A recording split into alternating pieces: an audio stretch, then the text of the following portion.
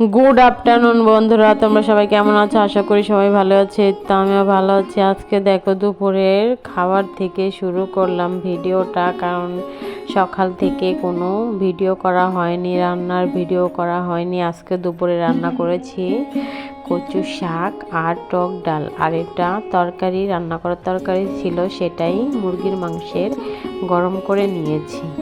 এই তো তারপর দেখো খেয়ে নেই দুপুরে খাবারটা। একটু লেবু নিয়েছি, কারণ অনেক সময় তো এই কচু গলায় ধরে, কিন্তু খেলাম যে অতটা গলায় ধরেনি। কচুটা বেশ ভালো ছিল, একটু মিষ্টি মিষ্টি লাগতেছিল। আর এই তো দেখো আমি খেতে বসেছি একাই আজকে। আর মেয়ে শুধু মুরগির মাংস হলে আর কিছু খেতে চায় না, শুধু তরকারি দিয়ে খেয়ে নিয়েছে, ডালও খায়নি। ডাল মনে একটু নিয়েছে। আর ওই তো দেখো আমার সোনা বাবা কই উঠেছে, শুধু দুষ্টামি করে খাটের এই পাশ দিয়ে, শুধু আমার মেশিনের উপরে গিয়ে ওঠে। আর এই তো আমি এখন খেয়ে নিলাম।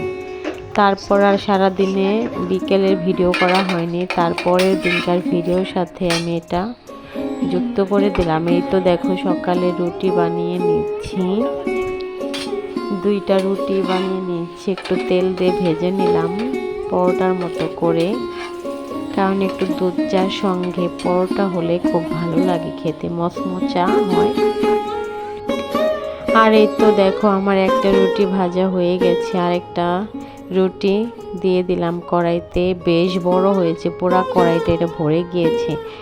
3টা রুটি হতো, কিন্তু আমি বড় বড় করে 2টা রুটি ভেজে নিয়েছি। তারপরে তো দেখো রুটি খেতে বসেছি, তখন ভালো করে ভিডিও করতে পারিনি, মোবাইল আমার চার্জ ছিল না, আর মোবাইলটা শুধু মেমোরি ফুল দেখায়, সেই জন্য ছবিটাই দিয়ে দিলাম, খাওয়ার ভিডিওটা করতে পারিনি।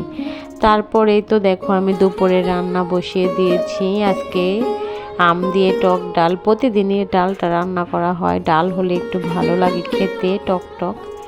আর এই তো দেখো ইলিশ মাছটা কেটে নিয়েছি, শুধু কচু দিয়ে তরকারিটা রান্না করে নিলাম।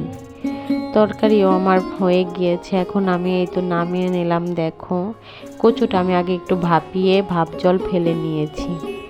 আর এই তো তারপর দেখো দুপুরবেলা খেতে বসেছি।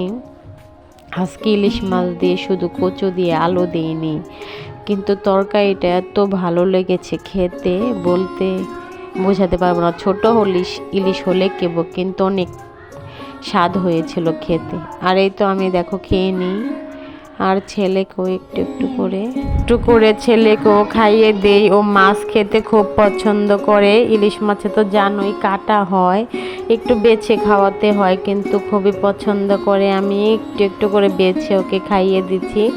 ভাত বেশি খেতে চায় না, 2-1 ফোঁটা, 2-1 গরস খেলে খায়, না খেলে না খায়। মাছটা খুব পছন্দ করে। আর এই তো তোমরা ভিডিওটা দেখতেই থাকো কেমন লাগে।